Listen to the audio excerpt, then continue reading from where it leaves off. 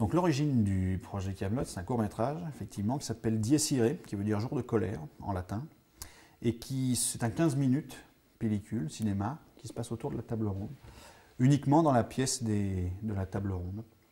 Donc c'est un court-métrage qui a bien marché, qui a fait le tour du monde, qui a fait pas mal de festivals, et qui a remporté des prix, et enfin, voilà, ça a très bien marché. Et après, sous l'impulsion de mon agent, qui m'a proposé d'en faire des formats très courts, ce qu'on appelle des formats très courts, c'est des séries comme Caméra Café, un gars, une fille, toujours en autoproduction avec une prod lyonnaise, parce que je suis de Lyon, et familiale, qui s'appelle l'Acting Studio. On a décliné ce court-métrage en 6 petits pilotes qui s'appelaient déjà Kaamelott, avec un seul T à l'époque.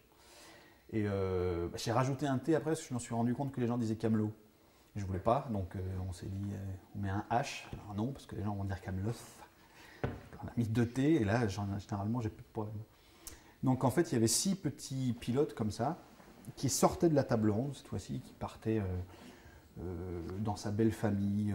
Il y avait un repas, il y avait une chambre, il y avait, enfin, un petit peu comme c'est maintenant, c'est-à-dire très ventilé autour de la légende arthurienne.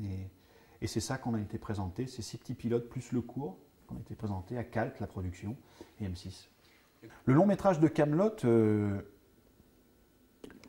c'est une chose qui, franchement, je n'aurais pas pensé à un long métrage après n'importe quelle série télé.